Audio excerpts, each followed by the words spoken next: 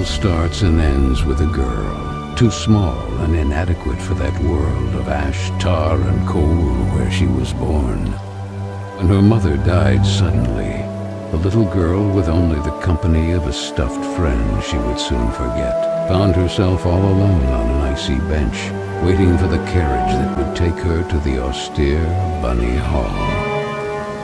Luckily, even if that place turned out to be very hostile for her, there she met Carol, who like her was small and inadequate, so the little girl began to feel less alone, until, on a day like many others, Carol would leave Bunny Hall for good, so the little girl fell prey to despair again. After all, in a world made of ash, tar, and coal, furiously ticking away like a crazed clock, what can a little girl do all by herself?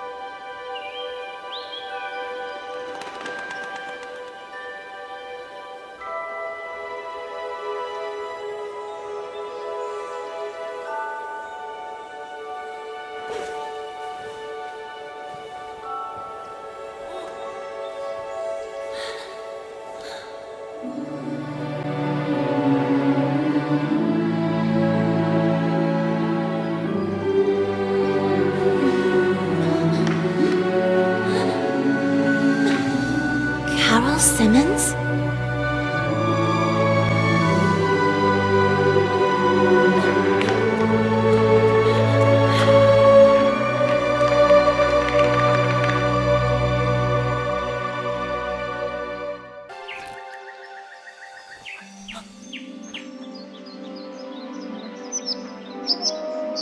Are you speaking to me?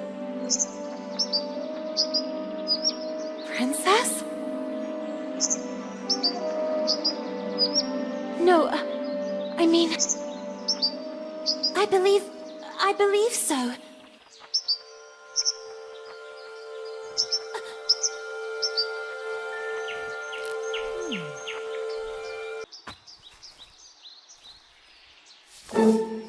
Oh, hello, little bunny.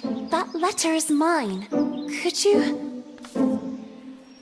The sweet, bespectacled bunny ignored the little girl and took the letter with them.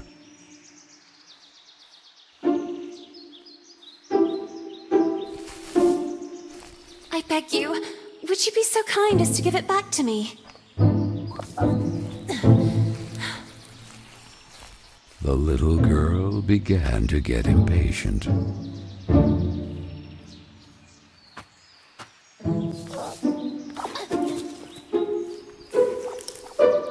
The little girl wouldn't let it win, so determined to recover Carol's letter, she followed the mischievous bunny.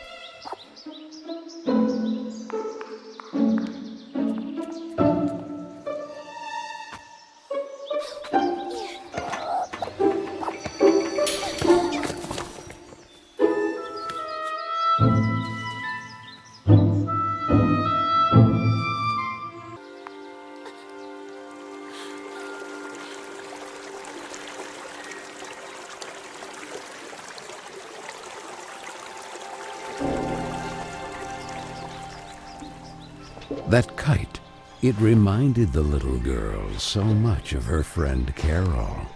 So free and graceful, yet tormented, as if by adverse currents, by the other girls at Bunny Hall. Oh, and who would you be? Have you perhaps seen a bespectacled bunny? Even the owl ignored her question and just stood there, staring at her, with those eyes, red like blood. But the little girl had no time to waste. She had to track down the bunny, and so she began to follow in its tracks.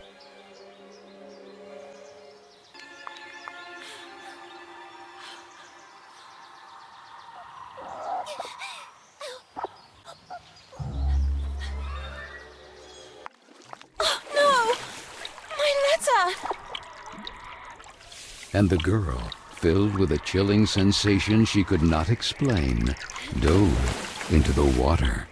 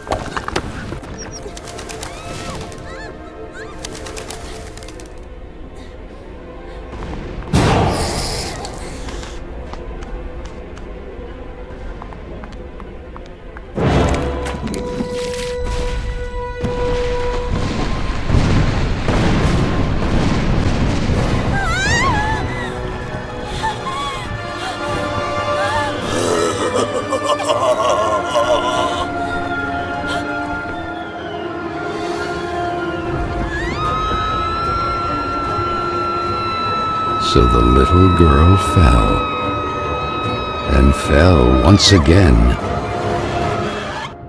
And while the man with the tar hat stood grinning, her thoughts drifted to that mysterious figure in the window of Bunny Hall, who silently stood watching her as she was swallowed up in her abyss. And this is how our story begins.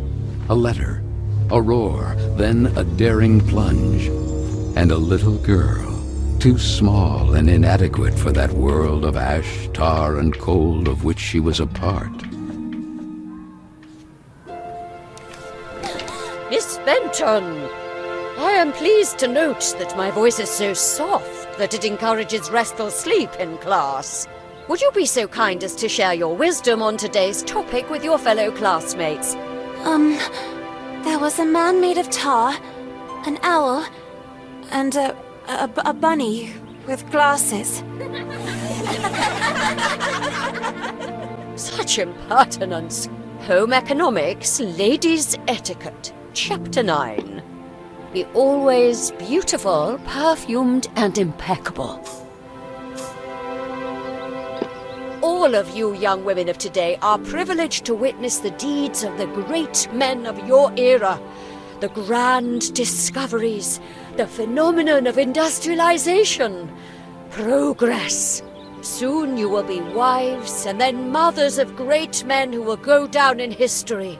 And you, Miss Benton, make fun of it. This establishment, too, if events continue to transpire as hoped, will undergo important developments, and you will be the first to benefit from them. Why, ladies?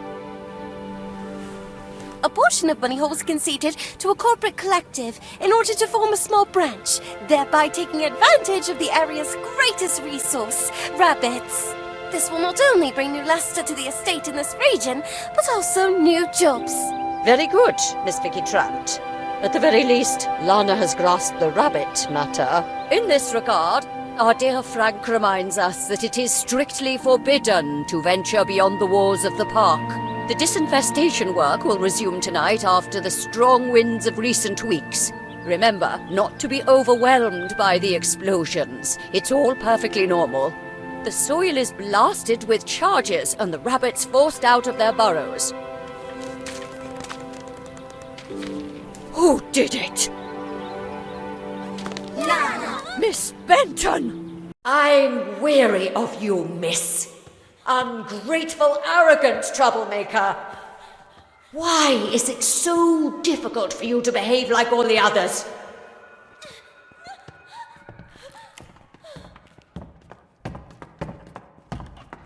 The clock is ticking furiously, and you are a woman now. Therefore, it is high time you learn to behave like one, or accept the consequences of your ridiculous transgressions. You will help Miss Mildred with the chores. When you are done, ring the bell, and you will be allowed to return to your accommodation. But until then, don't even dream of leaving this place. This, for the little girl, was now the norm. Targeted by Vicky and the other girls, or simply scolded by the matrons of Bunny Hall. Like Miss Hinman and her nauseating perfume. She constantly repeated herself sadly, "No, I don't want to grow up. I don't want time to flow furiously anymore. It would have been so nice instead to be able to take it back to when Carol was still there." It would be better to shed some light. You! I remember you.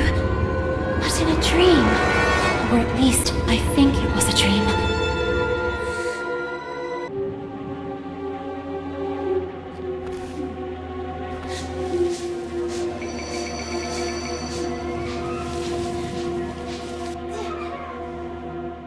And this?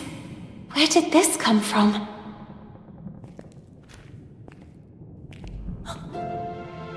It looks like an old mailbox.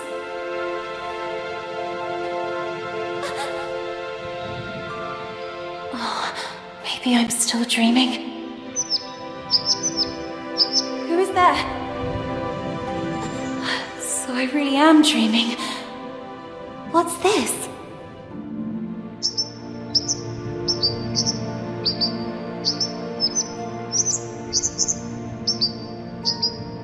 Corolla?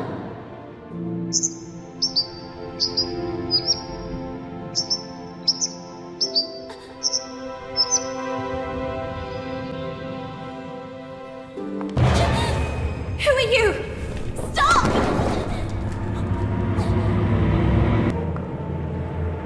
No! Please! Stop!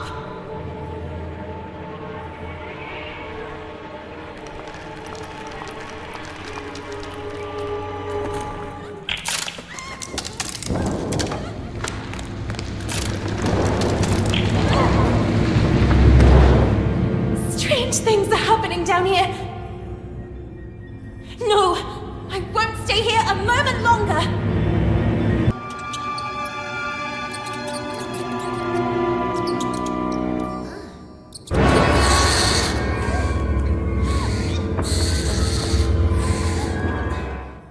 Go away, darned owl! Typical birds of prey. They're greedy for mice and other small rodents. I wonder if I can use that to my advantage.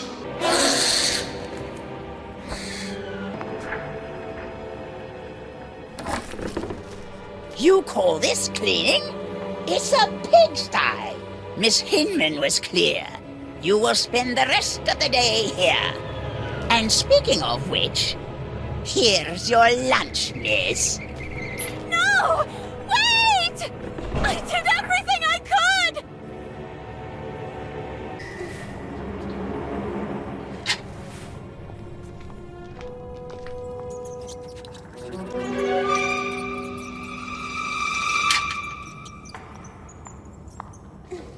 I'm so sorry, little one. I promise I will let you go. I wonder if I could use it to attract that darn owl. Hey, ugly owl! That's what you want, isn't it? Mouse porridge! This way! Come on!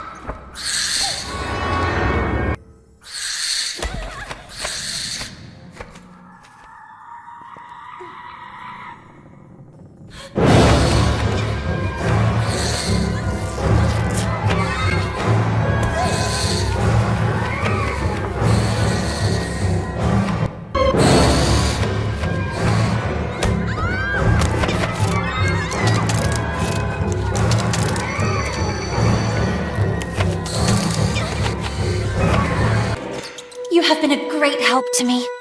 Go. You're free.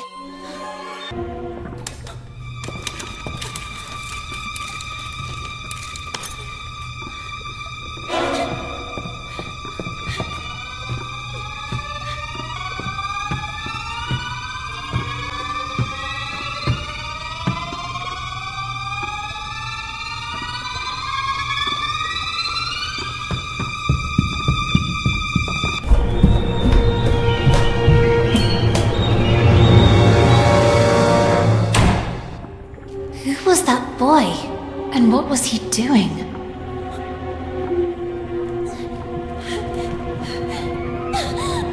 A letter! Carol Simmons. It's from Carol. I can read her name. The flames barely touch it. I have to put out the fire before it's too late. The little girl began to wonder if it had been that mysterious boy who threw it into the flames. But why? What was he hiding? And above all, who was he? No! No! Why did you kill it?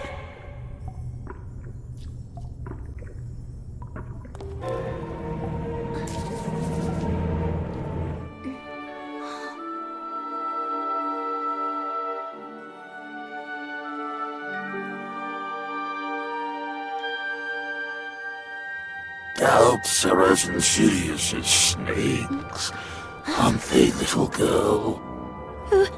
Who's there?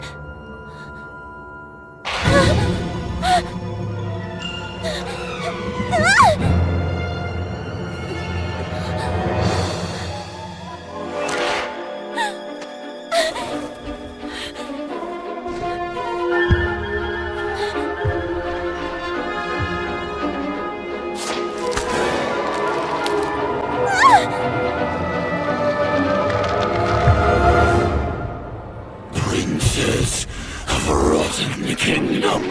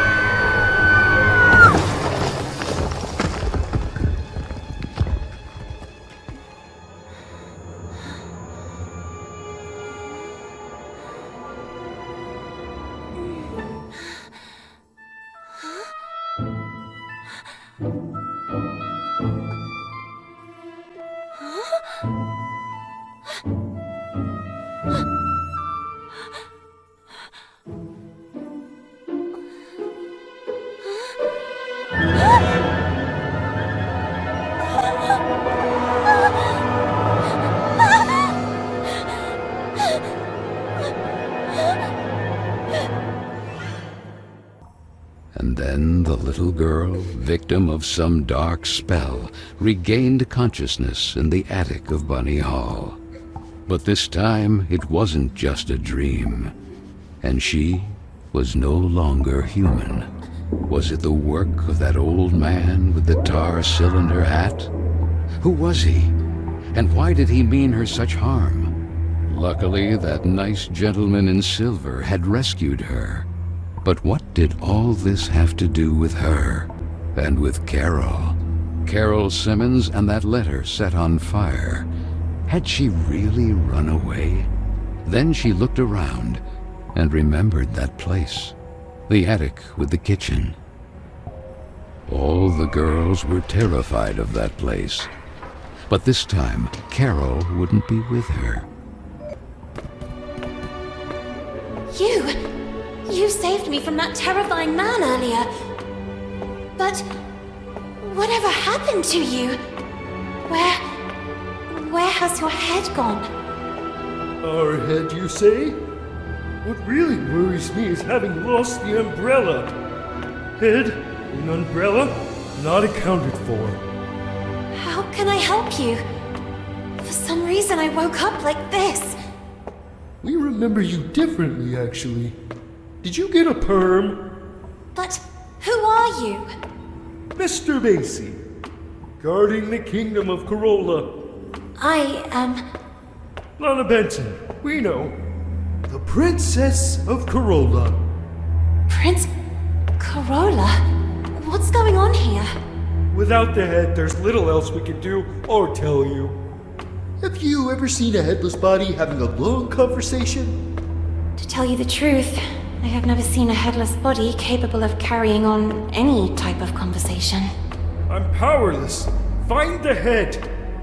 Something must certainly have happened to him. Oh, and don't forget the umbrella. By the way, I believe this is yours.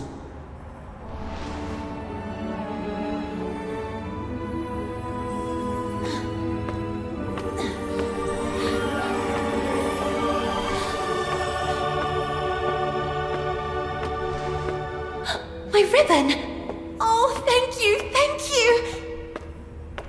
Now go, and be careful. There is a risk that Mr. Kin's black tar has already begun to spread. Keen. So that is his name. Remember, the more power he gains, the weaker Corolla becomes. And with it, all of us. So Lana, as frightened as she was confused, decided to accept the mission and find the head of the silver gentleman who had rescued her.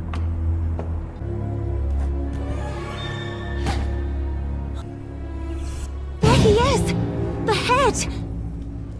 Who did this? I'll get you out of here! Dawn, it's locked! Miss Fisherin! Whatever happened to her? Could it be the black tar Mr. Basie was referring to?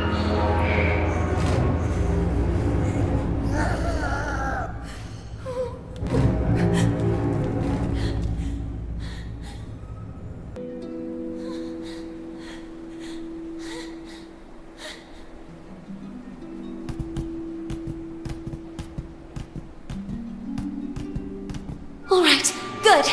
I'm here. No! Darn, I was almost there. Just when I finally have the key. Where could he have ended up? That place of dust and ash awakened sad memories in Lana. She and Carol grounded, old Mildred and her deafening, shrill voice. The silver gentleman's umbrella, the little girl proclaimed.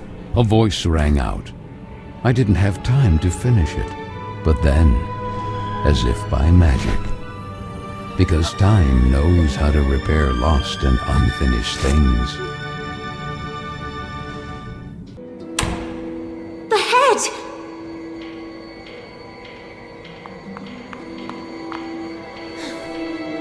Oh, finally! I'm sorry I took all this time. Oh, that horrible owl again! Oh, it has the letter! Quick, we have to do something!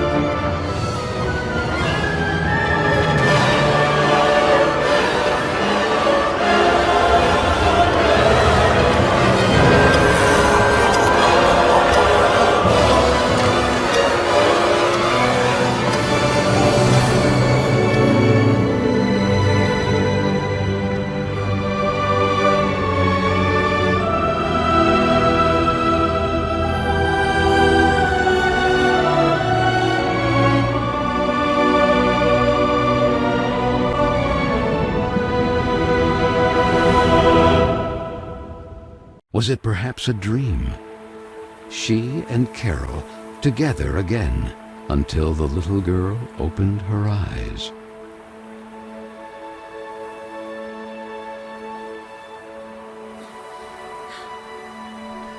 What is this place? She wondered. It was certainly Carola. Even if the sails aren't hoisted, it doesn't mean the wind isn't already blowing. These words rang in her head. Carol? It's you, isn't it? The sweet bunny did not breathe. She stood there at the bow, contemplating that spectacular view. What happened to you? I need to know. Why did you leave me?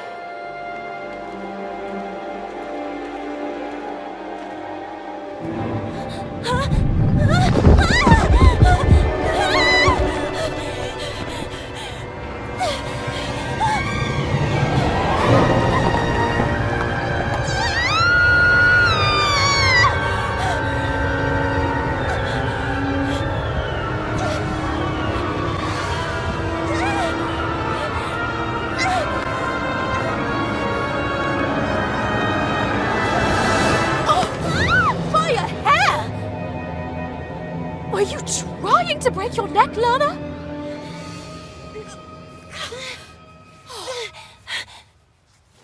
what if Miss Hinman saw you? Hopping on a roof. What's in your head, girl? Don't tell me you were hiding from Vicky and the other girls again. If I catch them this time... Gah! The loving Josephine, a real angel to the little girl. It can't go on like this, Lana. With you crossing the rooftops trying to escape them?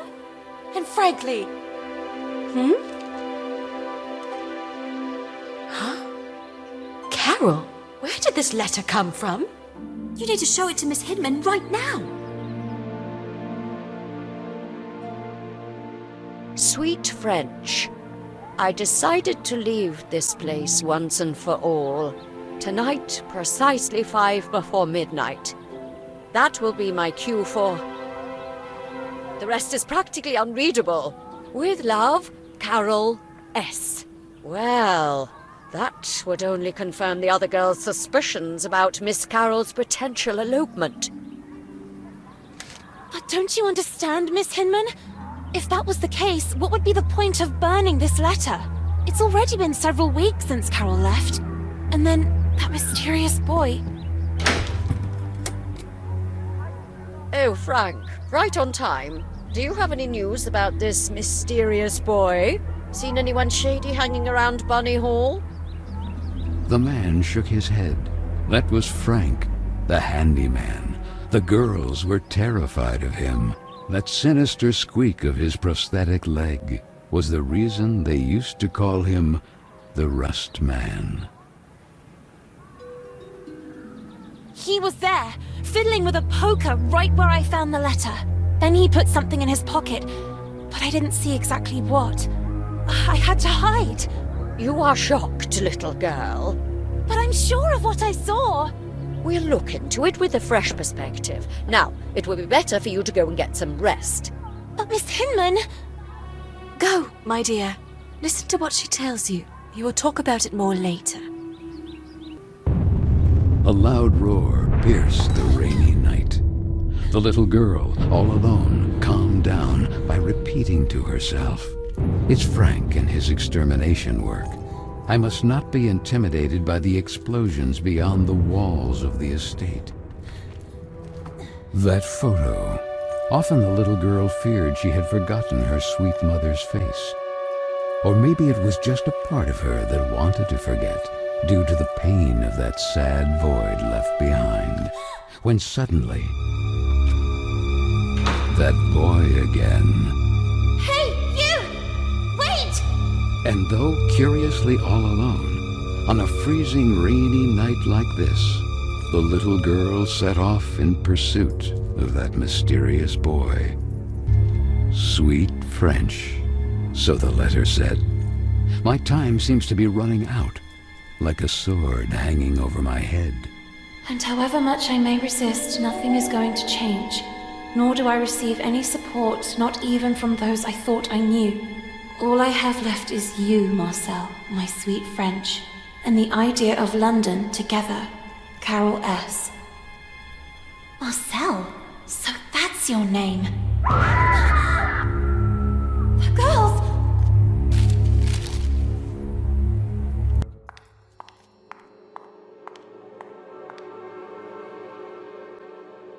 Vicky?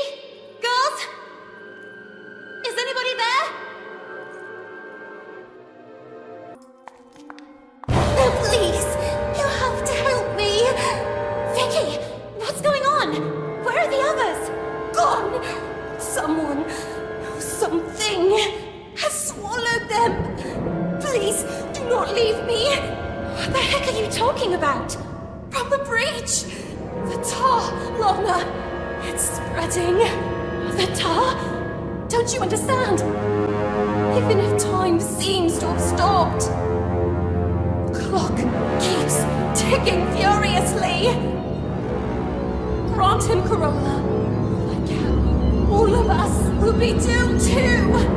Vicky, what do you mean? Please do not leave me. Poor fool. Did you really think Vicky or the others would ever ask for your help?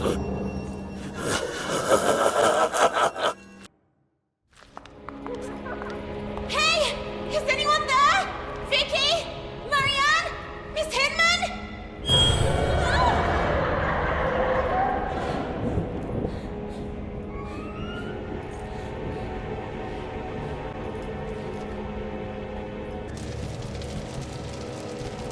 Help me, Lana! Please, help me!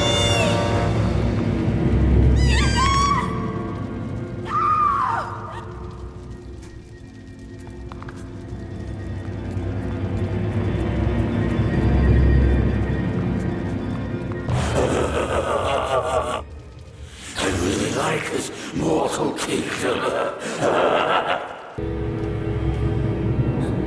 My ribbon! Where's my ribbon?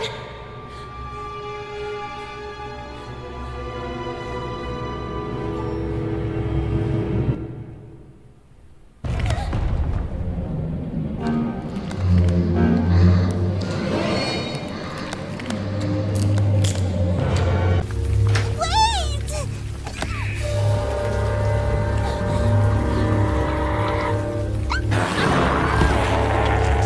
Wait, yes. Please, please! Help me! Let me out! Carol? Oh, my friend. You don't run to hug your sweet Carol. Carol, but... What? Are you perhaps afraid of tripping and Getting killed? Poor little girl. The foolish princess of the forgotten kingdom of Corolla.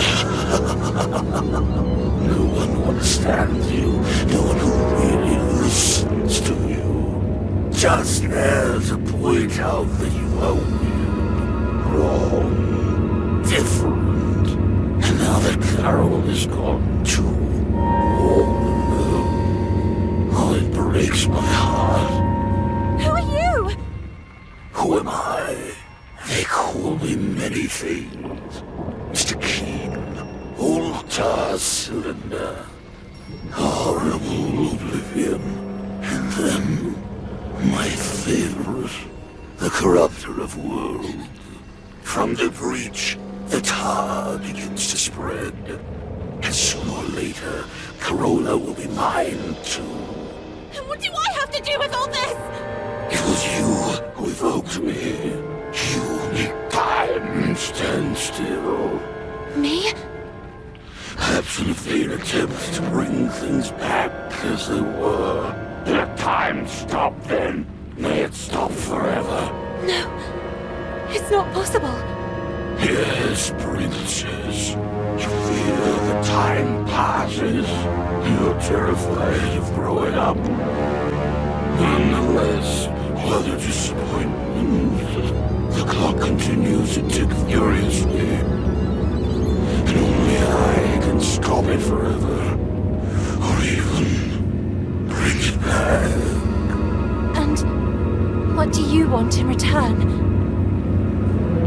Grant me Corolla legitimately, and I will give you the gift you desire most of all. But the sooner you remember, the sooner you'll be able to make a decision.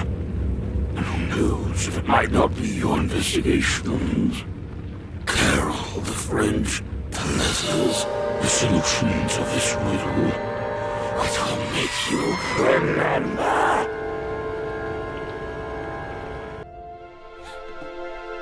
Good morning. You don't plan to stay in bed all day, do you? It seems that Miss Hinman has an important announcement to make. Oh, I must have dozed off again. I can't remember. Maybe I was dreaming. Quick! Miss Hinman will kill me! Oh, and thank you. Thank you so much.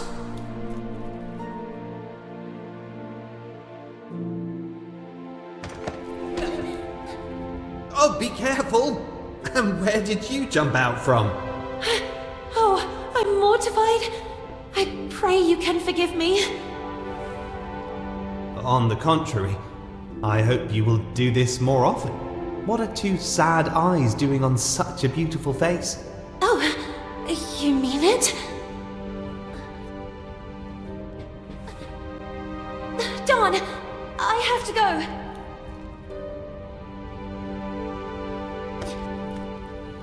Sorry for the delay, Miss Hinman. It's about time. Well, now that Miss Benton has also honored us with her presence, it is my duty to introduce you to the newest guest of Bunny Hall, Miss Dudley. Please. Good morning, everyone. My name is Amanda. I come from a place not too far from here. Yes, from the pigsty. Oink oink! Oink, oink. Knock up, Miss Dudley. You can go to your seat. Manifesto for Women's Emancipation? No, please! That's mine! I beg you! It's because of rubbish like this that the world is falling apart. Women playing at being men.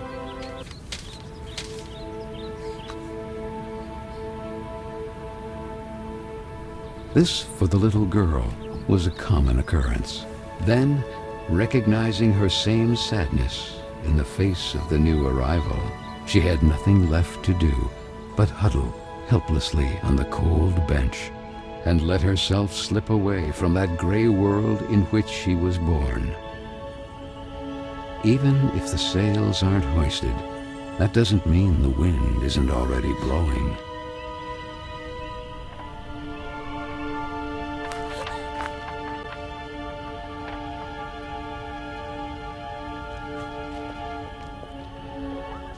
What do you think happened to her? To whom? Stupid. To Carol. Oh well, she was a troublemaker. Right! My father always said not to trust her kind. But her disappearance doesn't worry you even a little. What if it happened to one of us? She could be frolicking who knows where. We all knew what her plans were. Well, maybe something happened to her then. Or maybe someone chopped her into tiny little pieces. Who knows? Maybe Frank? Oh God. The Rust Man. That guy creeps me out. Yeah, I think he killed her. I mean, have you seen how he stares at all of us? Without ever taking a breath. Oh, and that continuous heck, heck, heck. Do you think he's a bloodthirsty girl killer? You're scaring me. I am the spirit of Carol Simmons. Lana told Miss Hinman that a guy secretly snuck into Bunny Hall. Who? That handsome lord standing outside the classroom? Stupid. You're stupid. Not that. Oh, he is so cute! And look who's there. Hey, where are you going all alone? Where are you running off to? We just want to talk to you. The little girl could only wonder who Vicky and the others had set out in pursuit of. And that letter. All she had to do was gather her courage and overcome that wall that stood between the estate and that forbidden territory. The Bunny Hall Park. It had been so long since they were last allowed to cross those walls because of the restructuring for the collective and the disinfestation work. The little girl struggled to recognize it. The letter!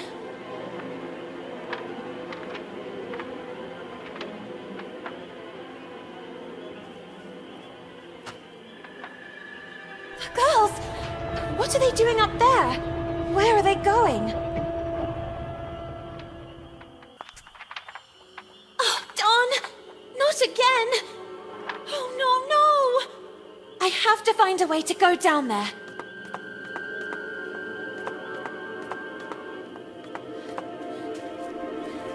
Easy, easy! Darn you lot! Easy, easy! You're creasing my suit! Oh, my head is spinning. Could it be dizziness? I believe this is yours. Woo-hoo-hoo! All in one piece once more. You can say it loudly! I feel so. Hasta la vista, baby. Yet always ready for some fine English tea. At your service, princess. Please explain to me, what is going on here? I'm here to take you back to your kingdom, princess. But things have taken an unexpected turn. Mr. Kin, he learned of a breach. A passage from the mortal world to the kingdom of Corolla. And that's where he wants to expand to, corrupting it.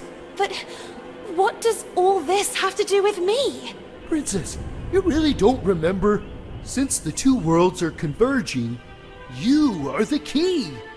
The only salvation for Corolla, the pristine kingdom beyond the clouds. And I am your humble servant. But that's not possible. I'm just an ordinary girl. An ordinary one-of-a-kind girl. No, I'm just looking for a friend. Carol. I have to find her. I have the feeling that things didn't go the way everyone believes. The solution to the riddle. Keen mentioned some letters. I was just chasing one, but the wind. And it ended up down there. Then all this can only be connected to the breach. Oh, well, it seems we have a common goal. Recover the letters, close the breach, save Corolla. And find Carol. I need you to stand guard here, in front of the door. Should something happen to me, I've seen Carol reduced to a rabbit, and the same thing has already happened to me. But... I'll hurry. I'll retrieve the letter. I'll retune the radio frequency of the cableway and we'll get out of here. Promise me. At your service.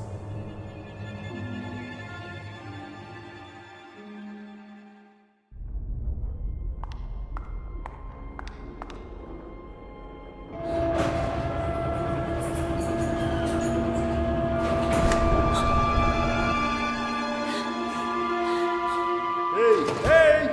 Everything fine down there? Princess?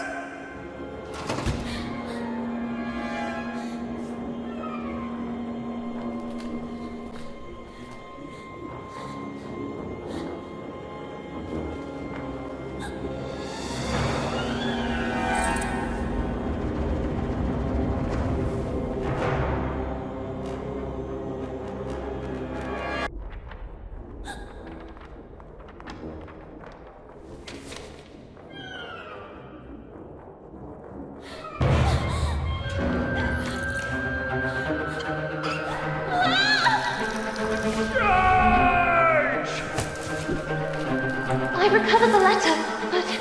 Don! What's happening to them? They are usually quite tame. Never underestimate the power of a colony. This is their territory.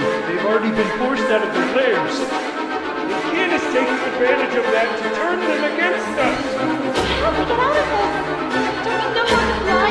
The more power King gains, the weaker I get. And you could level yourself with a rocket. Look! A crate goes there! Who knows? Maybe it will help open the safety lock. You take care of finding the crate while I deal with them.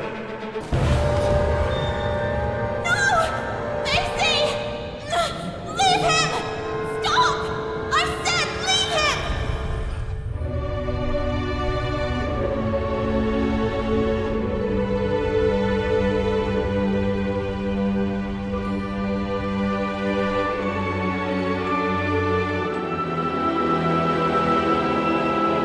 Who would have thought? We were wrong to underestimate the little girl. My dear Valenia, you, my darling, we must act now. The princess may have been able to stop time, but you will certainly be able to give it a taste of her unpredictable mutability. Go. Carol is one step away from becoming ours.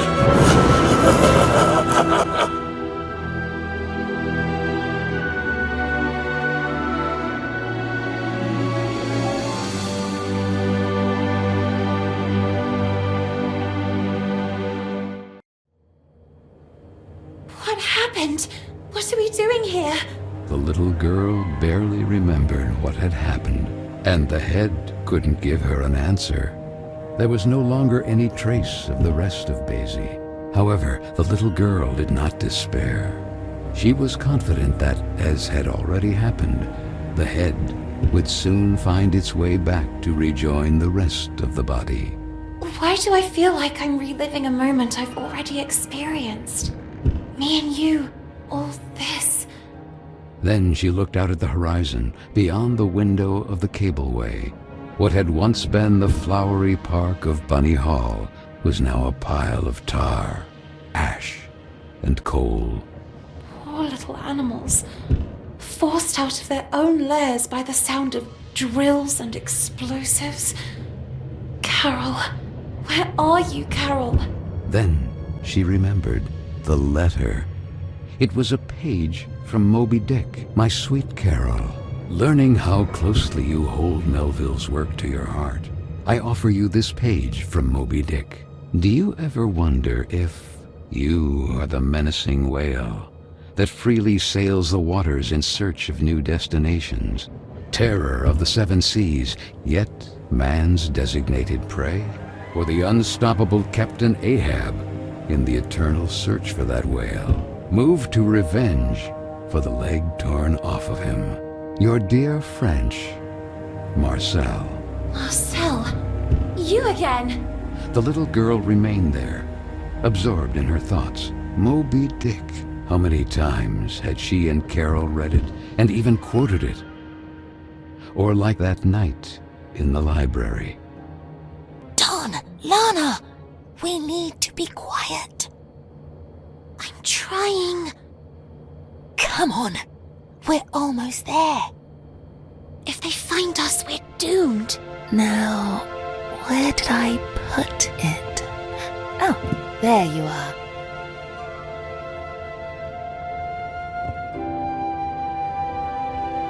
Moby Dick? Again? Aren't you tired of reading that yet?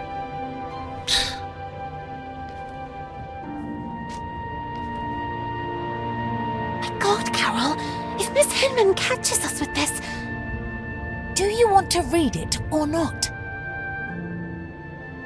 Let us defend our ground, men. Is this how you control your women? Oh, wow. Should we celebrate? Why are you so impatient? Oh, do you really not see? See what? The umpteenth group of rowdy ladies in handcuffs, and the press inviting men to lock us in the house? When things don't go the way we want, try to see them from another perspective. Oh yeah? Which one? Do you really think all pirates wore eye patches to cover what they didn't want to show? A bad eye, for example, or to better discern what they really wanted to see? Where did you hear that one? Okay, I made it up. But it doesn't make any difference anyway. Take Ahab, for example. But Ahab was missing a leg, not an eye, and he wasn't even a pirate. The point is... Ugh! Do what I'm doing. Put a hand on your face. Carol... Lana.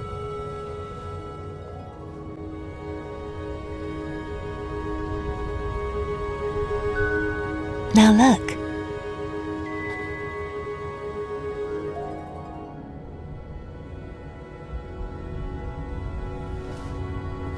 Let your voice be heard, girls! Things are going to change, Lana. Sooner or later, but they will change. What's the saying? Right. The winds of change are inevitable. Even if the sails aren't hoisted, that doesn't mean the wind isn't already blowing. What? No, nothing. Who knows where I heard it? Free, Lana. Free to be able to choose who to become, where to go, who to love. And maybe one day, women will also get into politics. Can you imagine a female prime minister? Or a black one? Can you imagine it, Lana? How I wish I could be there, among them, to fight. What future awaits us here? The factory, or worse, forced to marry someone we don't even know. Unable to choose freely. Caged. Do you want to leave? Carol? No. Of course not. You and I will never be apart.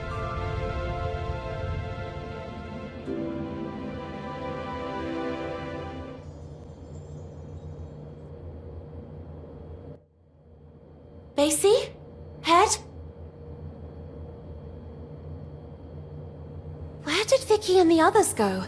I wonder who they were chasing.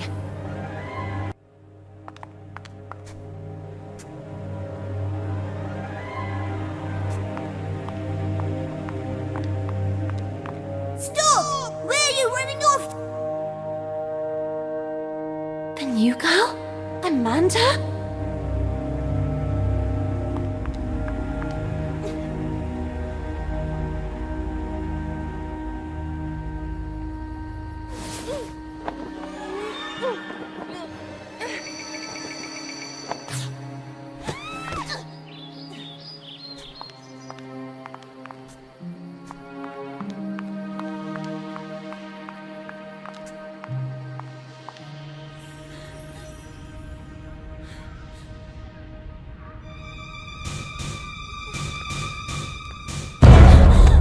What were you doing locked in there? It was the girls, wasn't it? Emmeline Pankhurst, suffragette movement activist. It's my stuff! Oh, look at that! What a couple! The rabbit and the pig! Oh, what's the matter, pig? You really didn't like your new house? Oh, was it too tight for you? Oh, you certainly know how to choose your own company. Oh, well, at least Carol had some guts. Speaking of which, Hinman is waiting for all of us in the big room, and you are already late.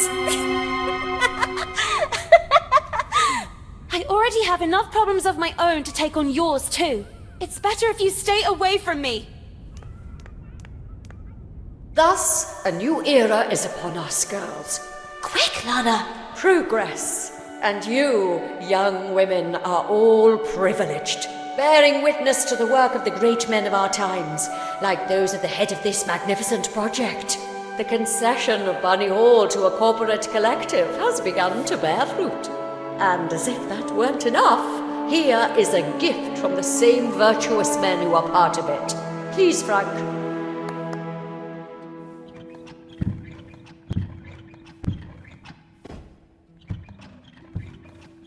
And what is it that young ladies today want more than anything else, if not to please a wealthy suitor by demonstrating the best, most graceful dance moves?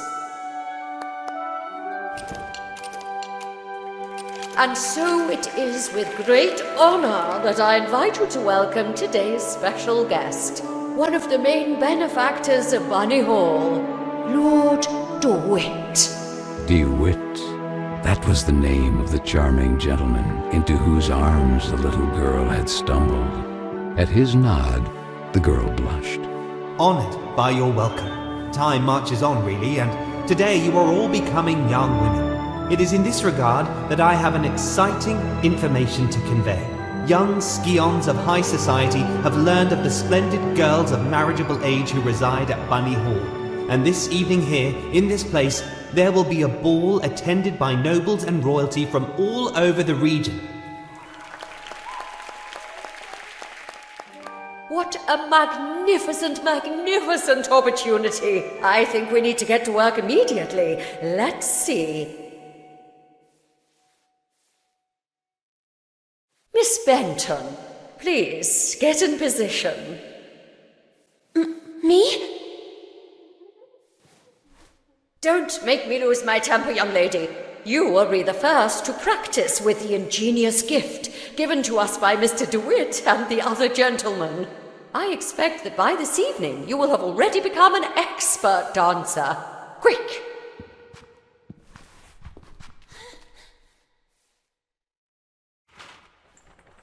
Miss Benton, pay attention. The dance is divided into 2 phases. During the first phase, your goal will be to replicate your partner's moves in time. This is a token. Each token reveals a dance move and the corresponding button to perform it. There are 4 moves in all. This is the action area defined by 2 markers. These limit the maximum execution time for each move. When a token lands inside, the move and corresponding button will be revealed. If the move is correctly executed at the exact moment token lands in the center of the action area, you will get the maximum guaranteed score. Perfect timing is important, miss. Performing a move correctly but too early or late will award fewer points. Mind yourself, performing a different action from the one suggested by the token, or performing the correct one significantly late, will give you a penalty in the final score.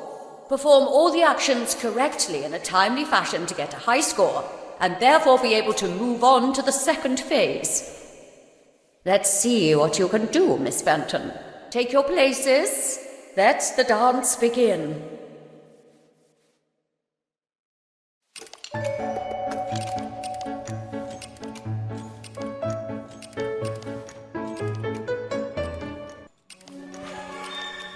Well, it is customary that once the ice has been broken, you move on to a second phase in the dance. The man will perform a virile dance solo. Be sure to memorize the moves and replicate them with grace. 2 new actions are added to the step: the saute, the pirouette to the left and to the right. The reveille. And the twirl. Take your places. Go.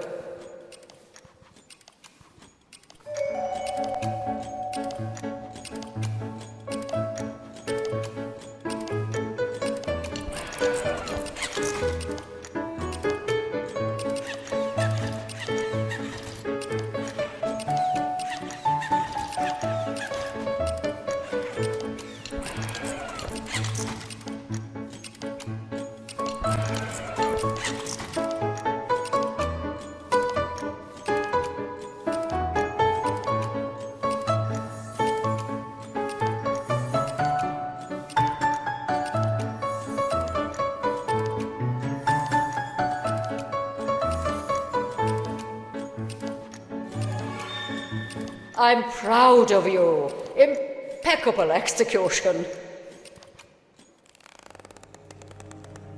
You... Oh, I'm sorry, I'm really sorry. Miss Felton! Come back immediately! Miss Hinman. Miss? I beg you, aren't you being a little too harsh on her?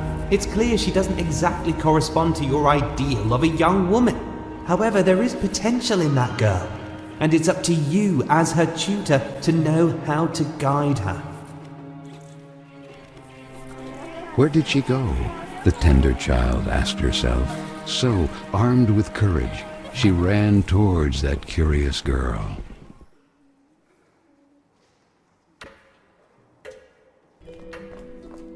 Don, where did he go? Basie! That boy, Marcel, the French. He's the one I saw fiddling with Carol's letter in the basement. He might have something to do with all this. He seems to be racing to get to the letters before us to destroy them. Perhaps to cover up the evidence of his correspondence with Carol. We can't let him escape. But you, how do you manage without... It would take a miracle.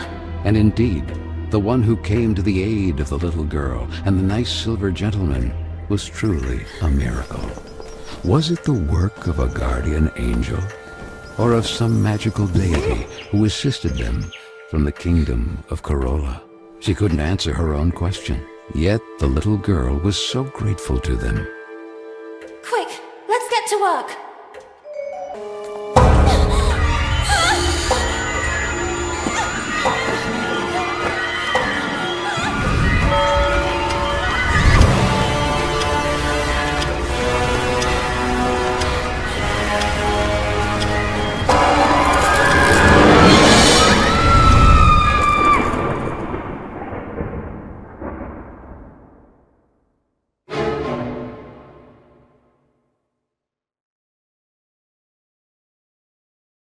What is this place? How did I end up here? To the little girl, it seemed like a distant era, not yet lived.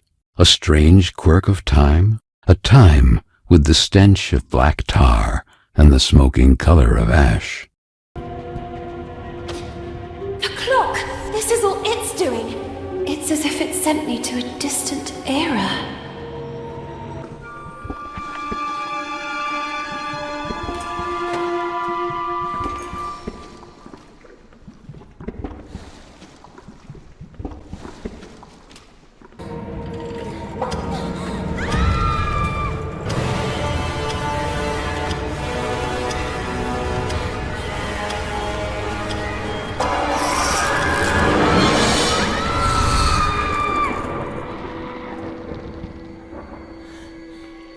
I've done it?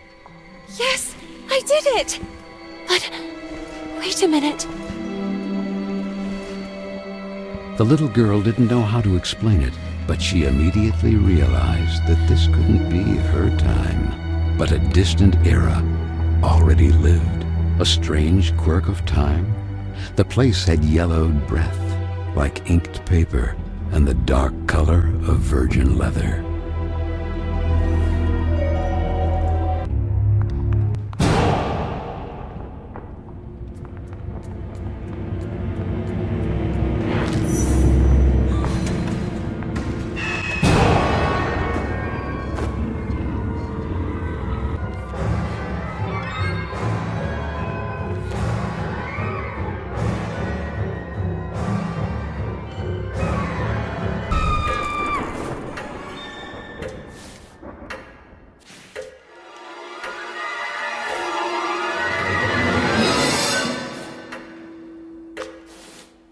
Miss Fisheran's test.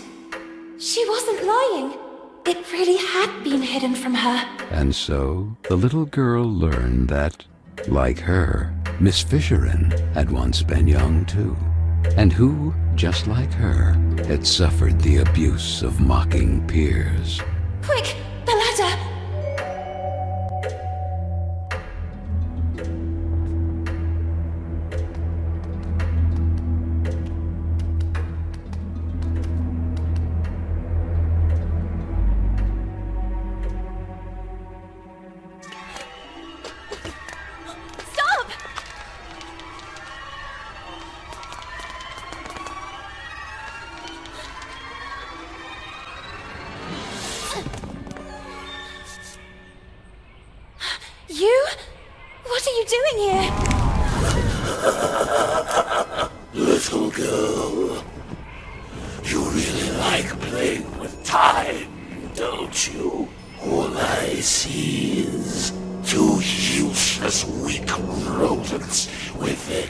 tails between their legs.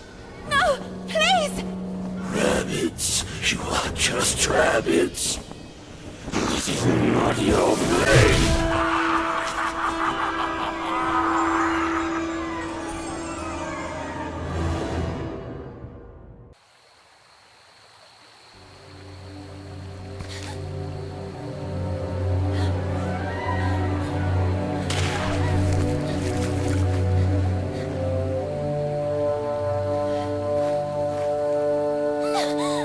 Back off! Stay away from me! Don't come any closer!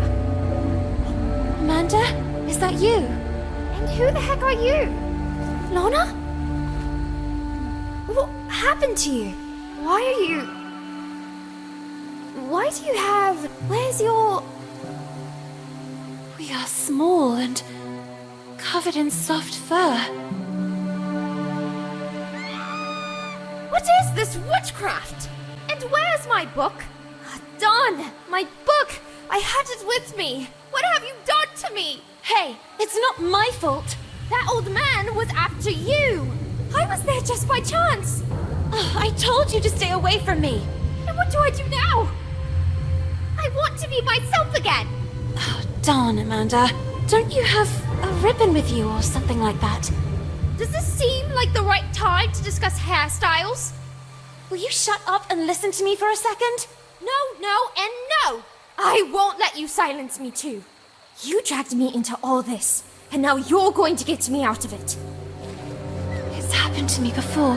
Actually, it's happening to the others too. I think you need... I don't know what to call it. A pin, a kick. Something to remind you of who you were. That allows you to become human again. In my case, it's a ribbon. What the heck are you talking about? Okay, well, give me a demonstration. Who knows? It might give me an idea. I can't.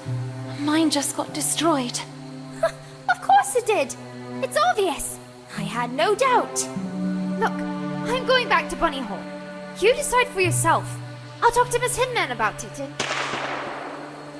Or maybe I'll stay here. Nice and behaved. Do you really think Hinman would believe you? As busy as she is with tonight's dance more than ever. Then maybe it's better this way. I don't want to go back to Bunny Hall. I don't want to go anywhere. I'm tired of Vicky and the others. But the world is full of Vickies. Maybe this is my place. Maybe it has always been.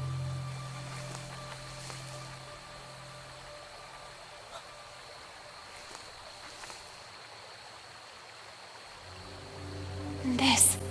Where did you find it? I grabbed her by the hair. I realized it was important. I remember that day. Miss Hinman organized a reading workshop. Guests from outside even came. Carol chose a passage from Moby Dick. But don't you understand? It all started when Carol disappeared. And now, who would this Carol be? It was at that precise moment that the breach must have opened. I knew the letters or this photo would give us the answers. It's as if Carol wanted to send us a signal. I'm starting to not follow you. He is the answer. The tear in the photo? The breach? He is responsible. Marcel! If we find him, we'll find Carol. And all this could finally end. Even if the sails aren't hoisted, that doesn't mean the wind isn't already blowing. We have to go back to Bunny Hall. But how? Ahoy! Real pirates never give up.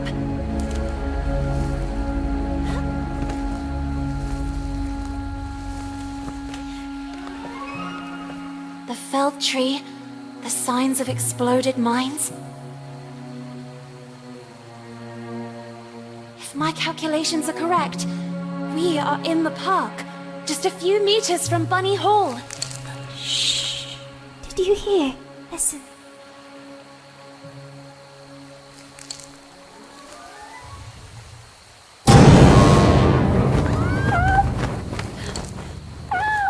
Somebody help me!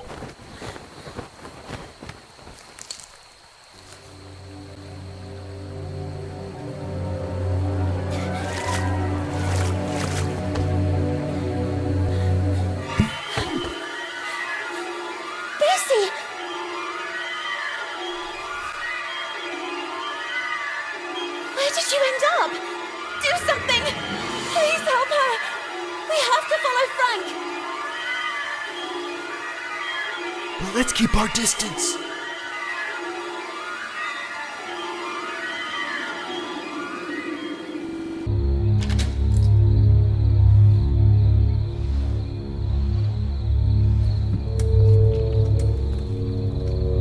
He's heading to his shack. What are his intentions?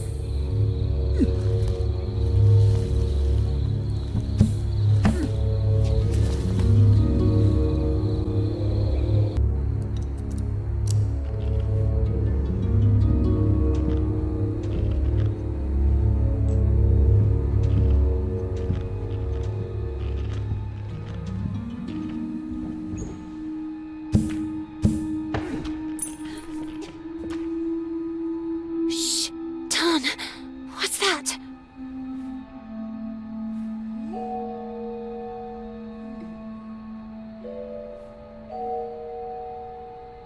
The little girl, intrigued, began to observe the object more closely. It looks like the bottom of a glass. Quick! Let's get moving. Let's find Amanda and leave this place.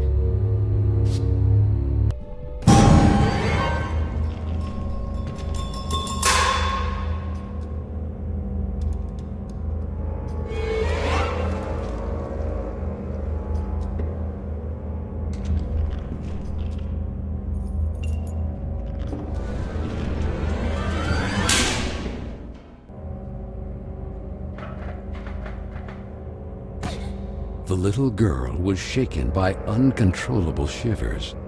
What was that place?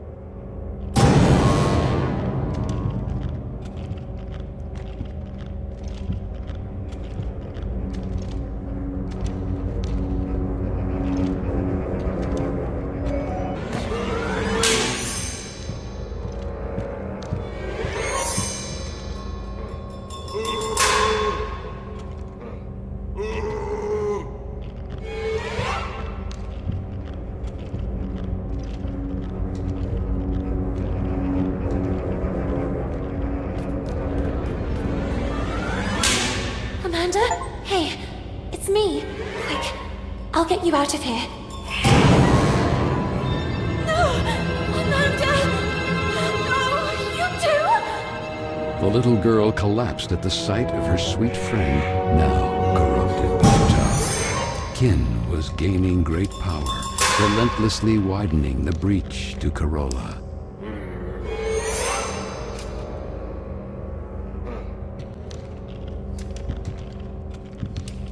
You! Oh, I beg you! Do something! Help her! None. Not all of us are equally strong. I don't understand. A moment ago, she was... Come on. I'll take you back to the dormitory. But... And Amanda? It's not too late, right? And me? My ribbon got destroyed. Will I also transform like her? I'll see what I can do. Come on now. We better go.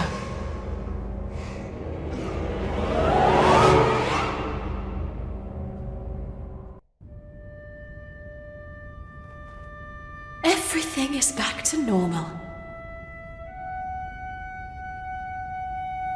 What's up? Hang in there. Carol has disappeared. Perhaps kidnapped by that... Marcel. If she's even still alive. And now Amanda. Soon Corolla will be doomed. And it's all my fault. Listen, we all carry out actions that have repercussions, it's true. But we cannot eternally cling to the past, trying in vain to change it. However, you can always make amends for the future. And that will be the day you really know who you are. And it won't be a place or a person you loved that will remind you.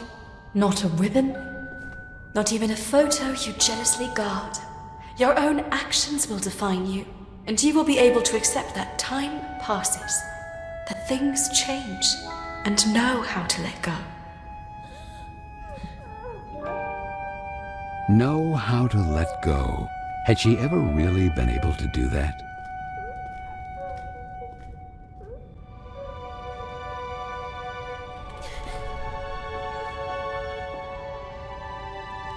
What's this? Who is he? It was there, on your desk. You lied to me. You and I will never leave each other.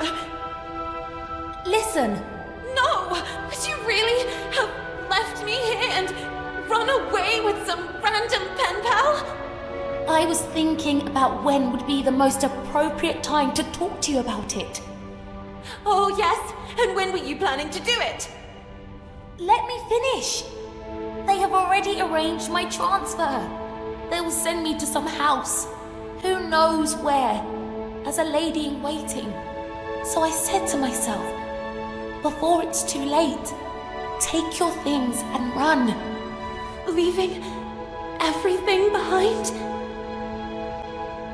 I had no alternative. Not today, not yet, not in this time. To them, we are just things. And I should just let you go. Even if I stayed, I would still be taken away.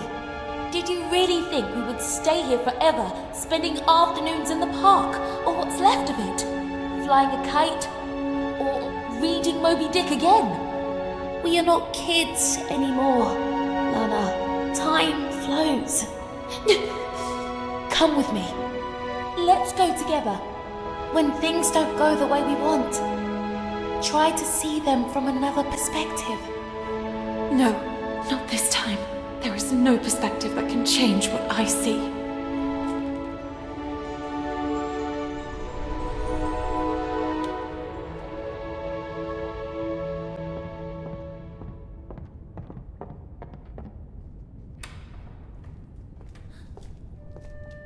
Miss Benton, this is for tonight's ball. The ball! I almost forgot about it! I was sure that you wouldn't go. However, someone insisted that you be there too. We never got along, and I'm very sorry about that. I hope, however, that this time you will prove me wrong by accepting the invitation and demonstrating that you are a real woman.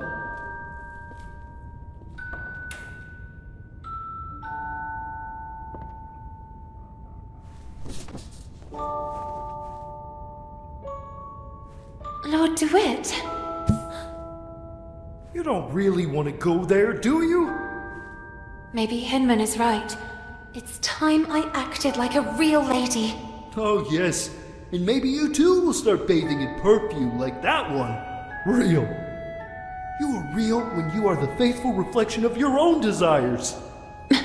And this is not what you really want. Since when do I have the right to fulfill my true desires? To decide for myself? What about everything else? Amanda? Carol? It's good that I'm learning to let go. And Corolla? Look at me! What can a little girl do all alone? I have to let time take its course again. I am not the person you will need. I am not a princess of any kingdom. Corolla is not my home. This is my place, and Keen has already won. So, you have decided not to return? I thought you were unique. Instead, you're exactly like the others.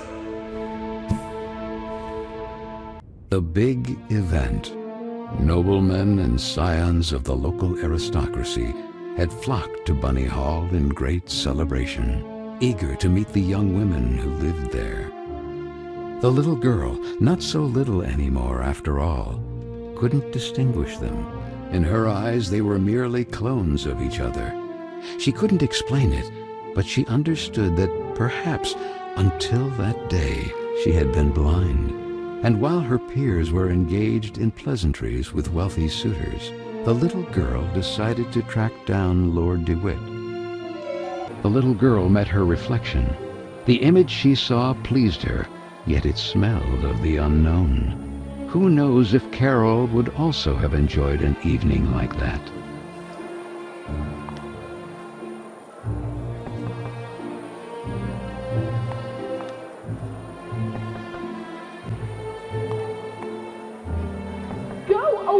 Marianne? Marianne? Anne, is that you? I already told you to leave. What are you doing locked in there? What happened? Lana, just leave me alone. It's none of your business. But you're crying. I know you girls never liked me, but in times like this, we should support each other. Even after everything we've done to you? We don't have to be friends. For now, you can just let off steam. Then you can start calling me a rabbit or a weirdo again. Actually, it's not true that I never liked you. It's just that the others don't like you. And when you're part of a group, the others expect you to act in unison. But I don't know if I'm like that. If I feel like them, I would like to make a difference. Yet I fear being marginalized. Like tonight, that slimy scoundrel. I hope he's still out there rotting. What happened? From a ridiculous briefcase, he took out a toy mouse. I think he wanted to take advantage of the opportunity to look under my skirt. I kicked that mouse so hard it must have gone down the drain. And then, to get him away from me, I gave him Hinman's tranquilizers. I know that not all men are the same. There are some good ones too, but then why do they expect all of us to be the same? In any case, here, in case they ever come in handy, I'll stay here a little longer. Thank you. Oh, and Lana? Yes? You're not weird at all.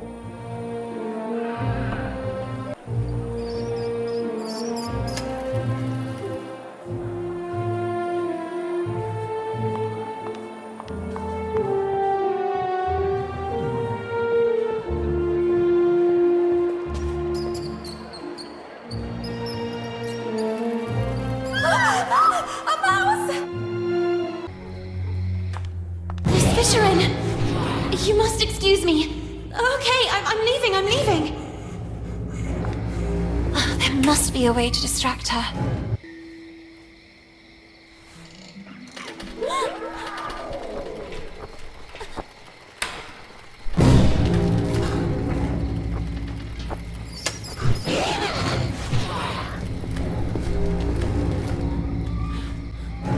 All clear.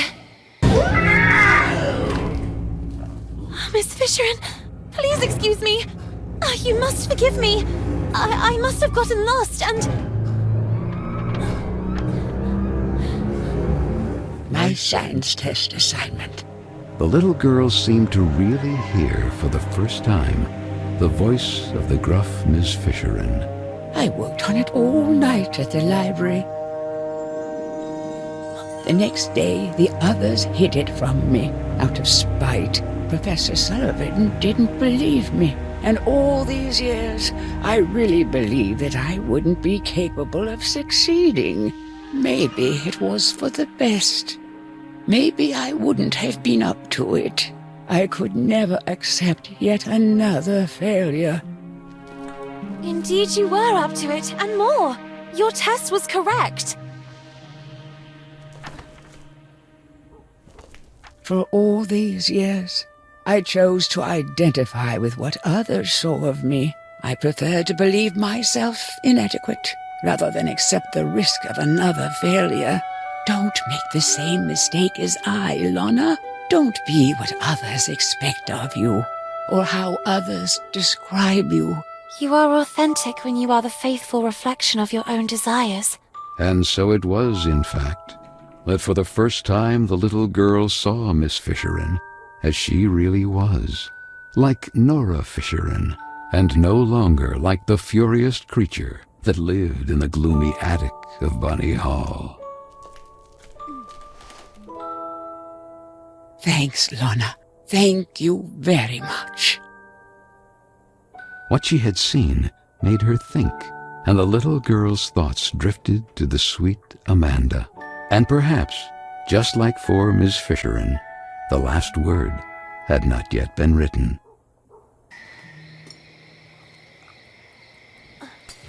Well done, miss. I really needed that.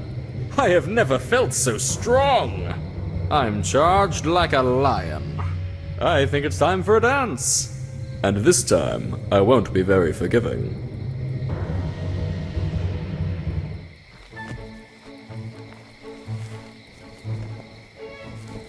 charged. Like...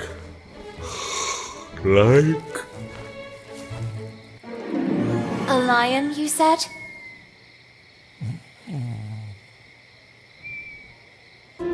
Miss. Yes, talking to you I am. Where to go, you believe? Here, take it. I have a pass for the VIP lounge. I hope you'll be kind enough to let me pass. I would be very honored to pass you to him. But I mean, you may pass.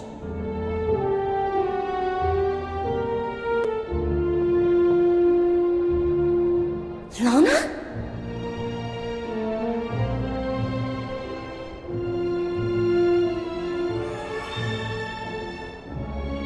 Miss Benton.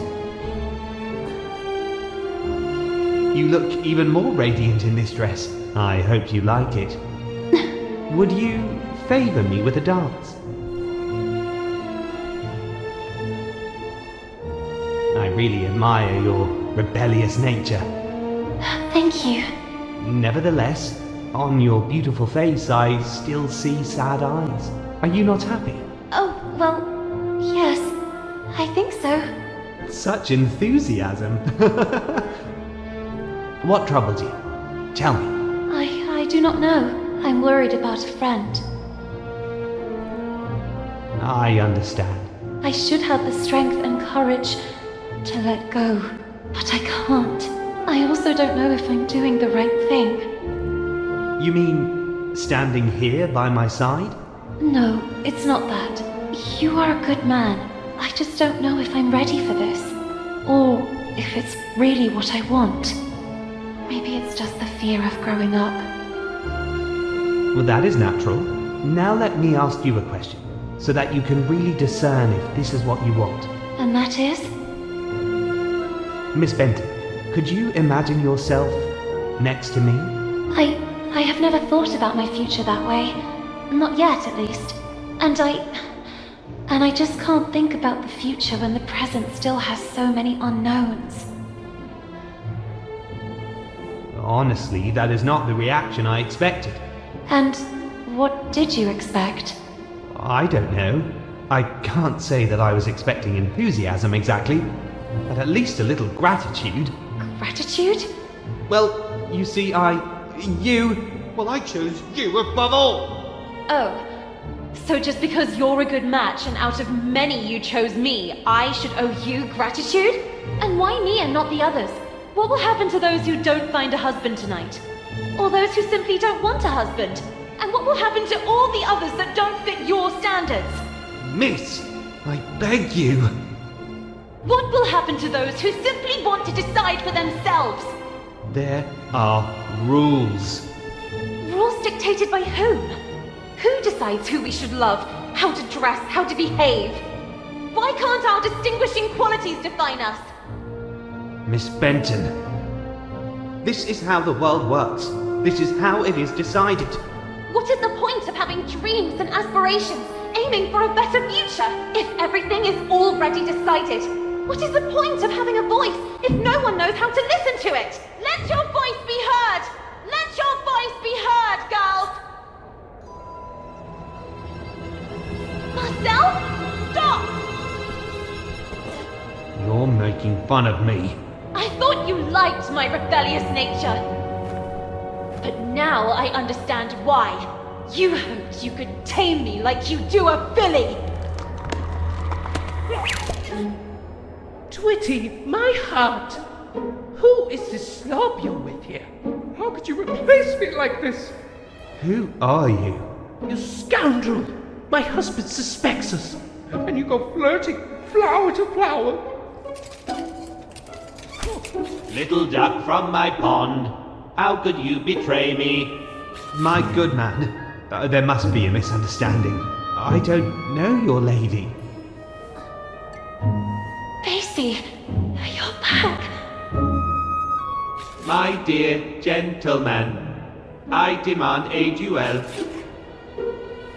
Buttercup, I'm so sorry, but Twitty and I are one now, and no one will ever be able to separate us. I love him!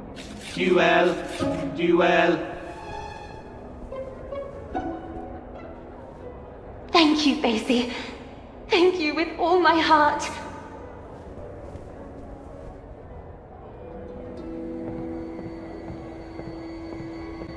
Stop, Marcel! Enough with the running away! I know everything now!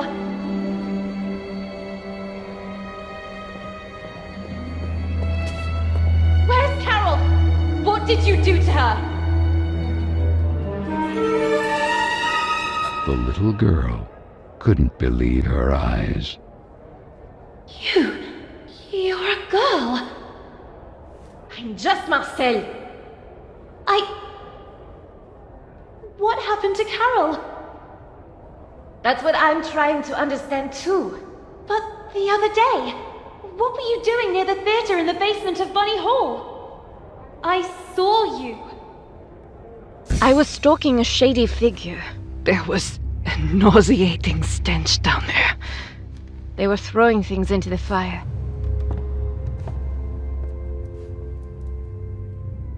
And in the midst of what looked like waste paper, I immediately recognized some of my letters. And Carol's handwriting. I was trying to get them out when suddenly I heard you coming.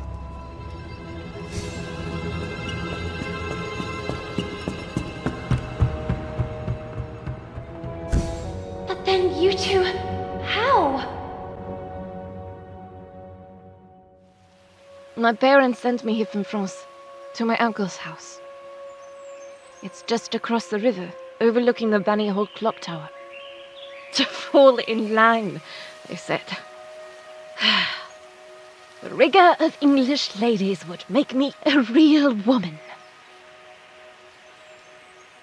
When one day, at the window, I noticed something at the edge of the river.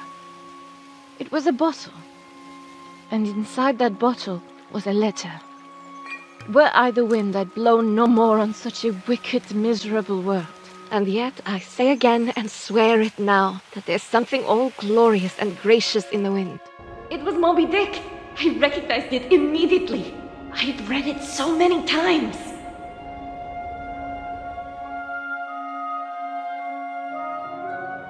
So I decided I would find out who a traitor was. And so it happened one day, on the occasion of an open-door event. A reading group meeting was being held at Bunny Hall. And then, she appeared. Were I the wind, I'd blow no more on such a wicked, miserable world. And yet, I say again, and swear it now, that there's something all glorious and gracious in the wind. It was her. It was Carol.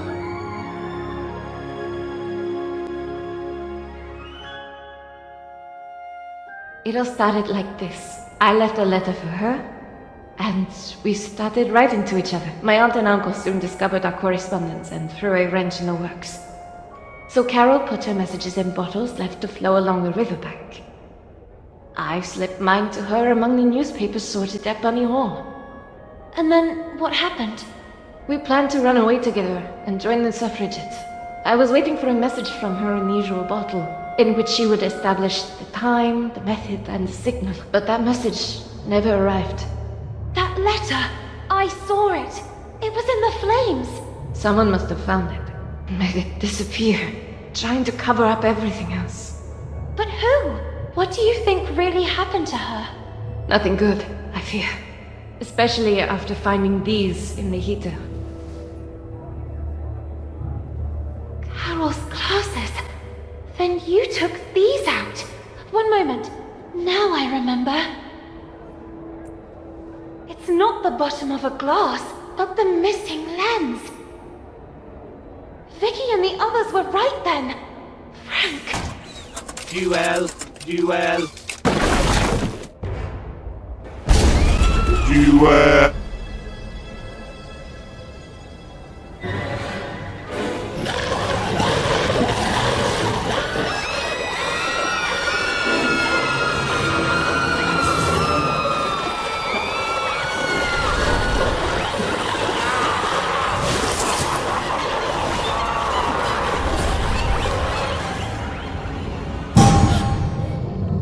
To the tower!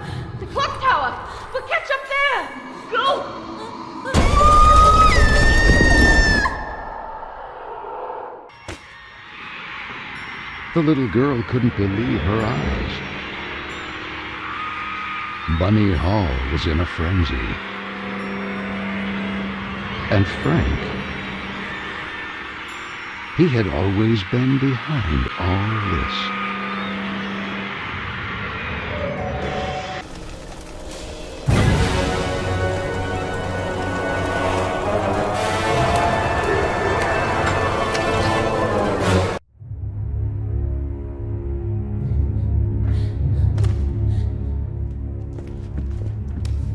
Frank, damn it! What did you do? Stop! You wouldn't dare!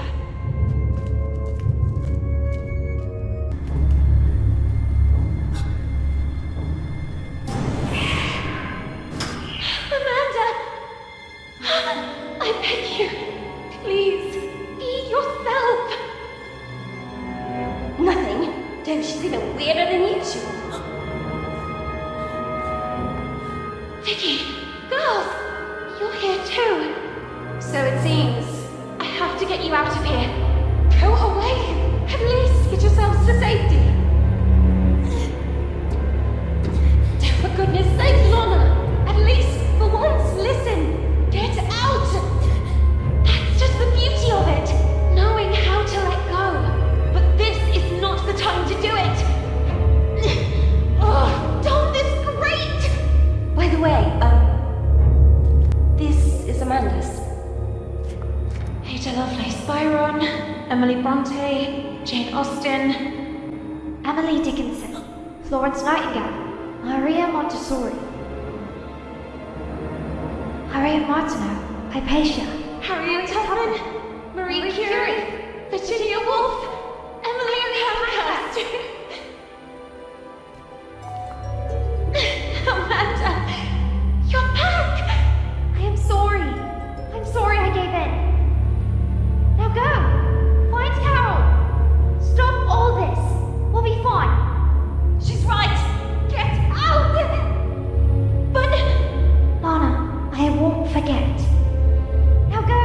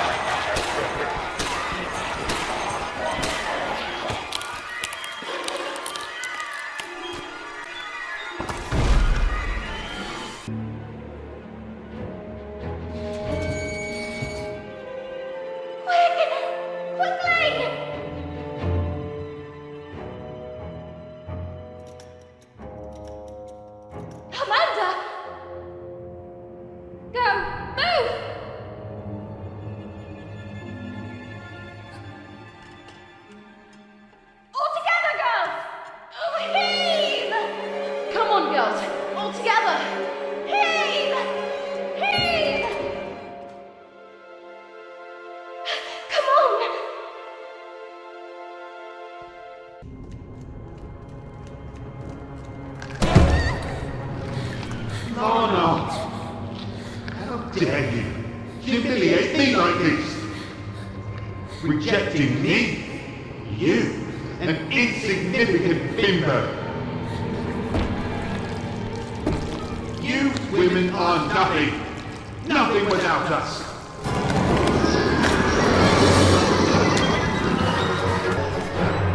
Lana, quick! Grab the rope! I'll pull you up!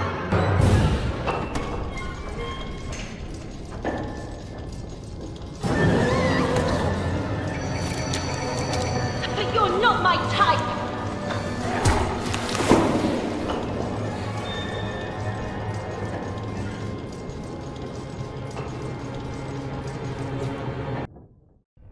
Lana! You did it! Miss Benton, are you okay? I never should have pushed you into the arms of that creep DeWitt.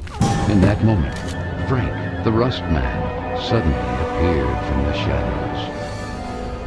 Frank! What happened to Carol? What did you do to her? Frank? Are you the one responsible for all this? We even have proof. Carol's glasses. Her letters! Wasn't everything destroyed? It's over. It's time to take off the mask. That night, it was you that pushed her. Who are you talking about? Now I remember. I was stalking a suspicious figure. I saw them throw things into the stove. That nauseating stench. Your older queen. You! It was you! What? That vague and disinterested attitude of yours. I've been keeping an eye on you, you know. Why did you venture into the park late at night? Having wanted to suspend the work all this time. Since that very night. What were you hoping to find? Stop, now! The things didn't go well for you. And it was me who recovered the lens from Miss Carroll's glasses.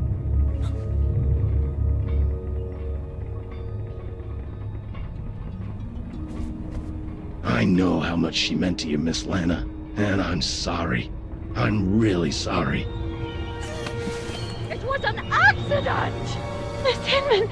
And you couldn't just let it go and behave like a lady. Not even the advances of a rich young scion persuaded you to give it up. The best any woman could aspire to nowadays. I had no such opportunity, but you did, and you threw it away. Carol, Carol, Carol! Always Carol! And that other stupid girl, she went looking for trouble.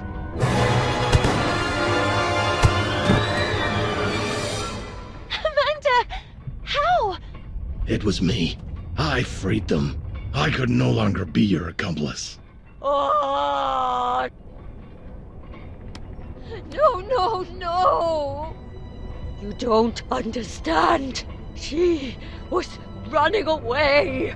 She fell. The breach. It all happened by chance.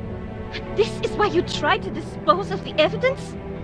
The wind. If it hadn't been for that damn storm, I would have already recovered everything, and in time. Swept away. And who knows where all that other waste paper ended up? It's really true. There's something all glorious and gracious in the wind. You have to understand me. If the matter had come to light, goodbye to the corporate collective. Goodbye to all this. All this? Do you really believe that all this is what we really want? Reduced to slaughter animals? Locked in cages?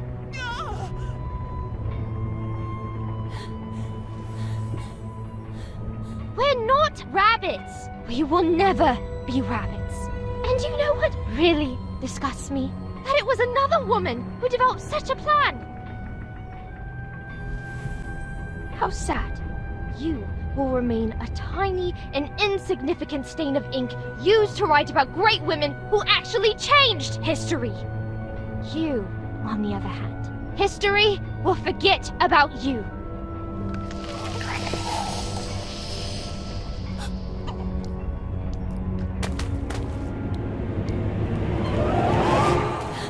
Let her go. And Carol? It's over, Lana. No! How could it be over? Carol! Lana, Carol is no longer here. No! No! No! There's nothing we can do, Lana. Be strong. You have to let her go. No! No! No! Oh, girl. So small and inadequate that you can't even accept it. When will you learn that every action has a weight and a consequence? You really have no intention of growing up.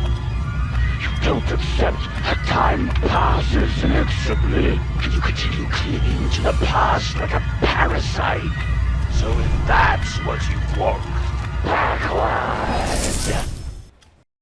Sweet French, I am writing this letter in the hope that you will receive it. I have decided to leave this place, once and for all. Here at Bunny Hall, I won't be able to have the future I want.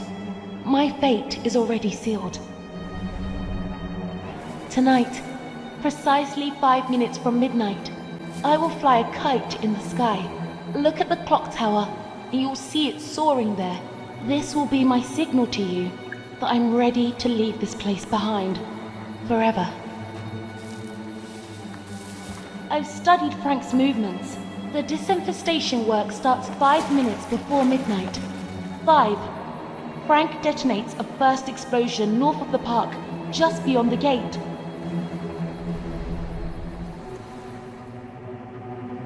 4. This time, there'll be 2 explosions, one in the east and one in the west at the same time. 3. Finally, one to the south on the far side of the park.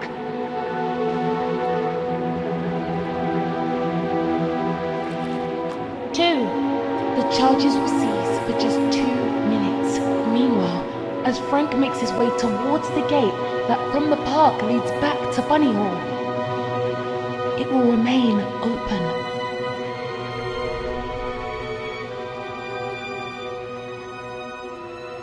"2 minutes from midnight.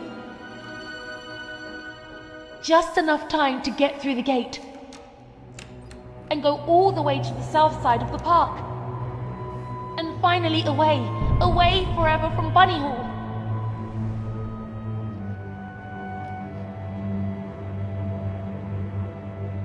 One, Frank will close the gate behind him. That will be the point of no return. Carol! What do you think you're doing, miss? No! Please! What is all this nonsense? Sweet French! That letter! How? You couldn't really be planning to run away like that. I've already arranged your transfer. I gave my word. I beg you! You are grounded, young lady. And thank the heavens that I figured all this out just in time. Enough now. Come back immediately. I won't say it twice. I beg you! Let me go! You are a disgrace! No!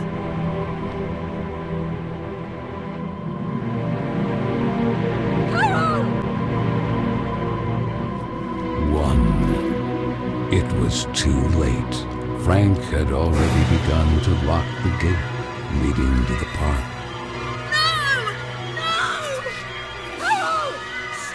Immediately!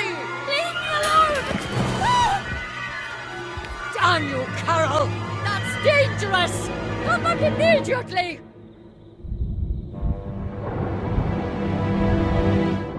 Carol! No!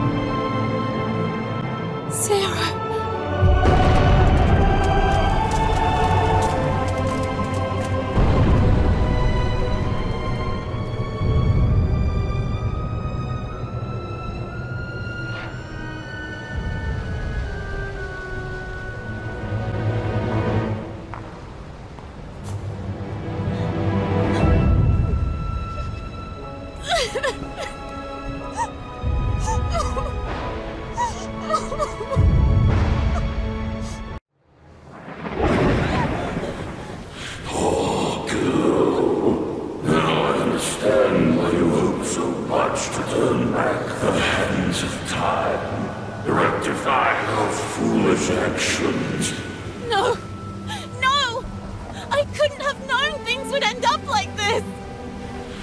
only you allowed the letter to reach Marshall's hands.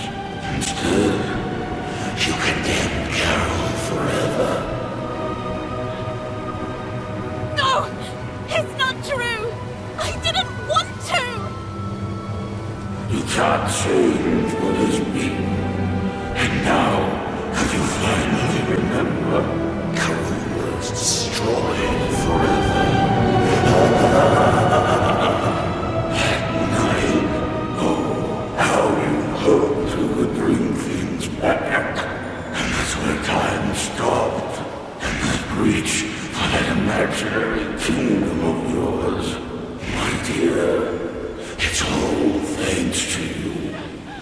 What more do you want? You, Corolla, regardless of its status, the kingdom is still yours by right. Grant me Corolla legitimately, and I will give you the gift you desire most of all. And what would that be? That all of this never happened.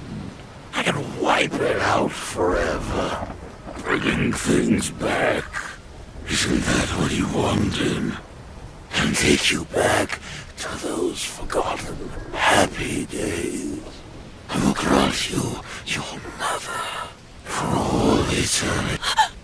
Now be quick. The clock is ticking furiously. My mother? You have my word.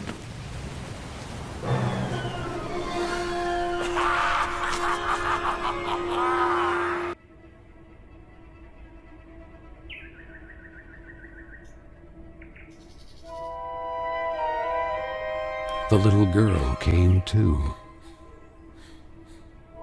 The place immediately seemed familiar to her, and she began to look around.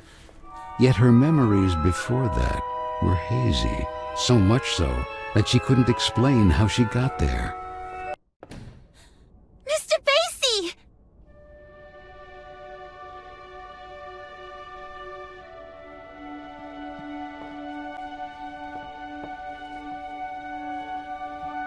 Mr. Basie! I remember you! Merry Christmas, my child. Mum!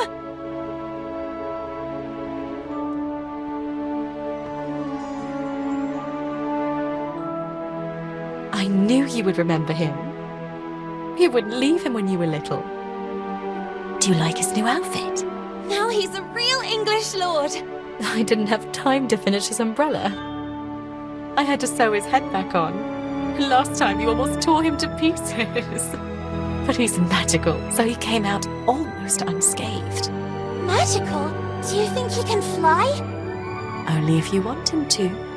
Then he has superpowers! At your service, princess. Do you think he can also heal you? Lana.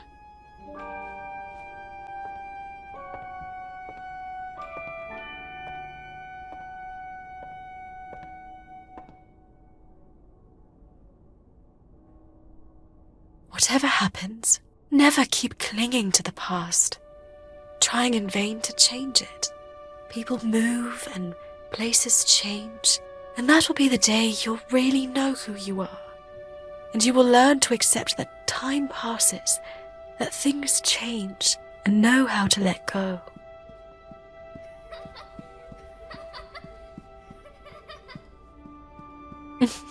And when you least expect it, you will see me in every choice you make, in the smallest gesture. Even if the sails aren't hoisted, it doesn't mean the wind isn't already blowing.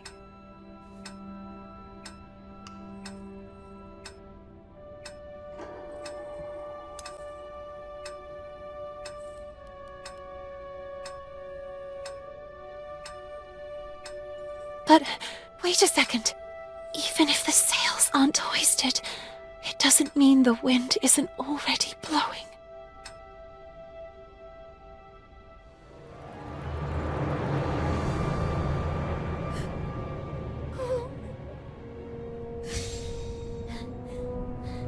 Let me go! Miss Benton, you must come with us. No, please! Mom! The umbrella is not finished yet! Miss, it's too late, and you should accept it. Your mother is no longer here. You have to let her go.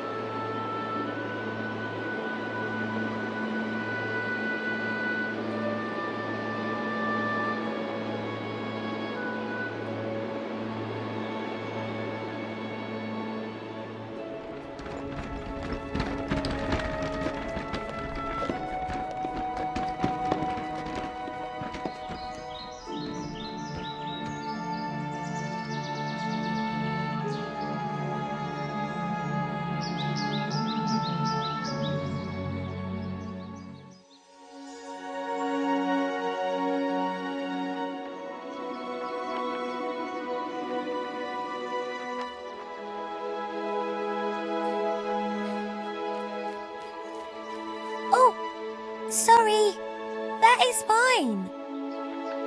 Hey, you're new, right? I'm Carol. Lana. I know, I get it. It's hard at first, but in time, things will get better. You'll see. Moreover, have you ever seen an estate with an enchanted park? Enchanted?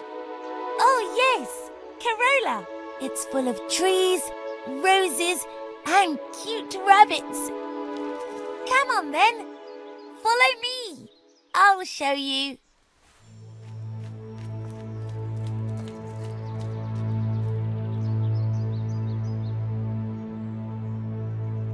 Three, 2, 1. 0. Isn't it beautiful? Yes.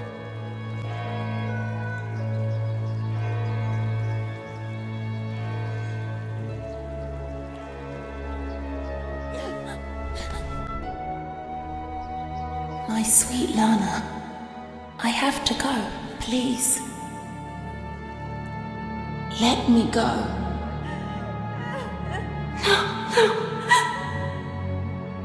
I cannot. No. I can't accept feeling that cold emptiness in my heart again. I don't want to have to forget your face too.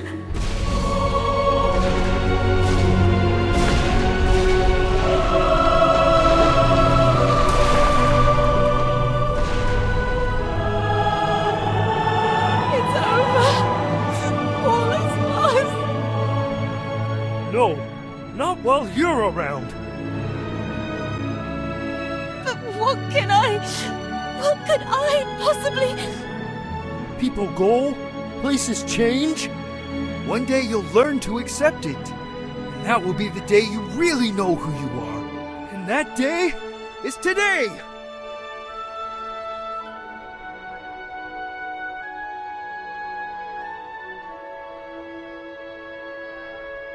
Maybe time never stopped completely. You made me a warrior. You made me like this. You completed it for me. Be the hero of your own story. You have my sword, princess. Reclaim your kingdom.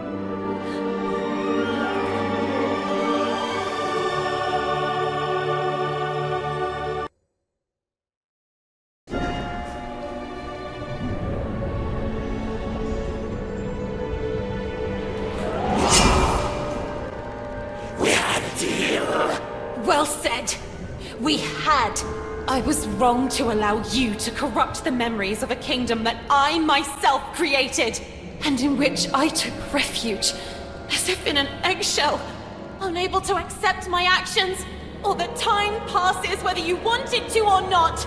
But you missed a detail, Mr. Keen. That would be... Like Corolla, you too are a figment of my imagination!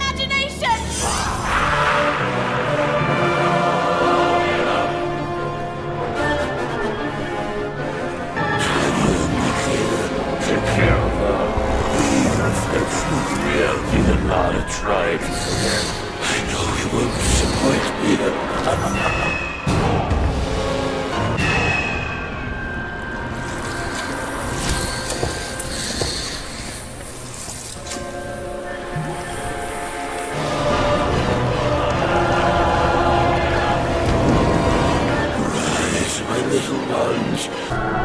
Enough! Now you'll see what I'm really capable of. Will you really be able to let go of your sweet Carol this time? No, you won't. Your selfishness killed her. You didn't do it before. Why would you now? And yet she was ready to leave you.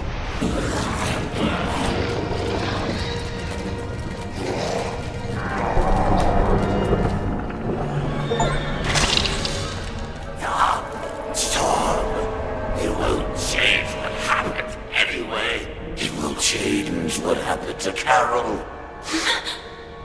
I've given you a once-in-a-lifetime opportunity to reunite with your mother. My mother is and will always be part of my past, and I will continue to keep her vividly in my memories for the rest of my life. But I will never be left behind again. No! I will go on! Okay, you win this time. Carola will be allowed to flourish again, but the breach will remain there, unchanged. Over time, I'll be back. It's just a matter of time. Sooner or later, you will crumble, and when you're sad and alone, I will infect everything you love and cherish. And I will be ready to welcome you. After all, you are nothing more than any ordinary man!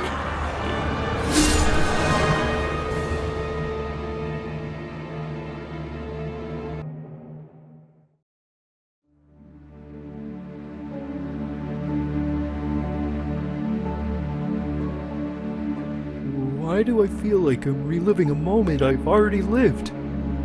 You, me, on this bench? All of this. Basie, I'm sorry. It's my fault. Carola, it's too late. It's never too late. Look, there is no seed that goes to waste. If it thrives in a freshly bloomed flower, so Carola will flourish again. And I, with you by my side. No, Princess. You said it right. This is not your place. It's time for you to return home. To your real home. It will be up to me and the other spirits to restore the kingdom of Carola to its former splendor. The time has come to say goodbye. A handshake and off we go. I really don't know. Goodbyes have never been my thing. And what if you need me? I know you'll always be there, because I can feel it strongly inside me. And now? What will you do? What does such a small and inadequate girl do in a world made of ash, tar, and coal?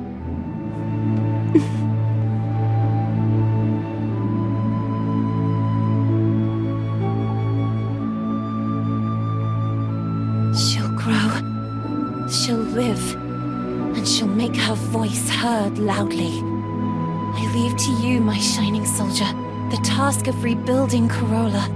Lord Basie, Prince of Carola. Me? A prince? Thanks, my friend. Thank you for everything.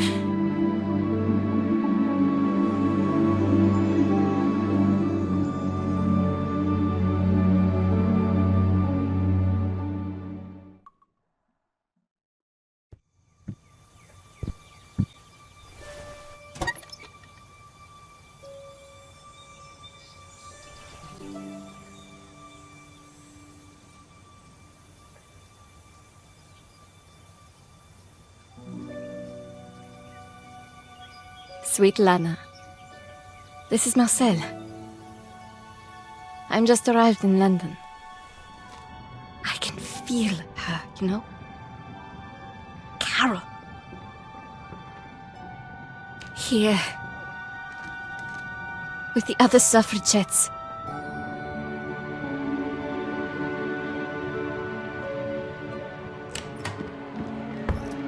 Ready?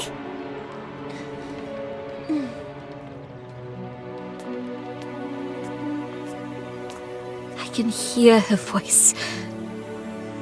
And I feel her alive, blossoming again, even inside me.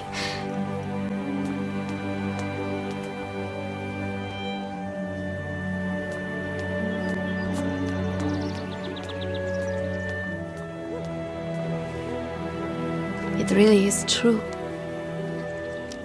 There is no seed that goes to waste if it thrives in a freshly bloomed flower.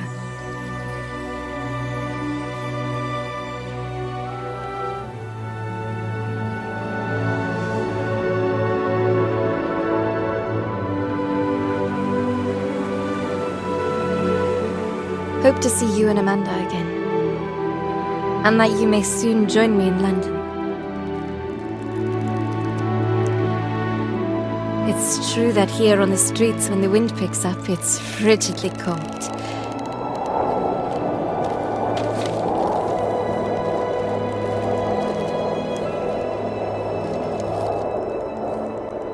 And yet, I say again and swear it now, that there's something all glorious and gracious in the wind.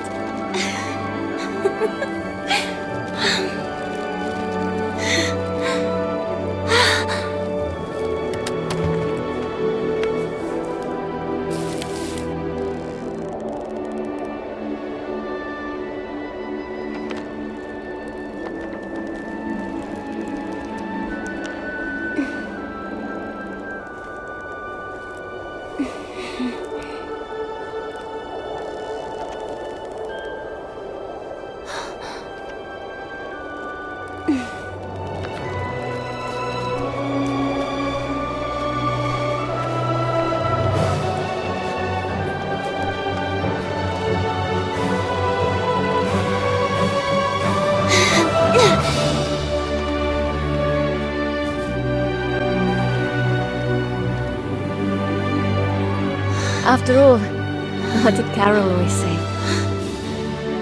When things don't go the way we want, try to see them from another perspective.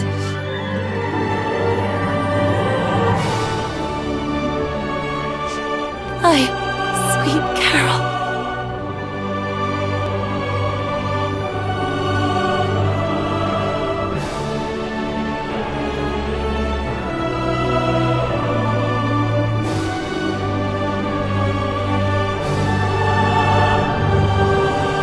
It all starts and ends with a girl, too small and inadequate for that world of ash, tar, and coal where she was born. After all, in a world furiously ticking away like a crazed clock, what can a little girl do?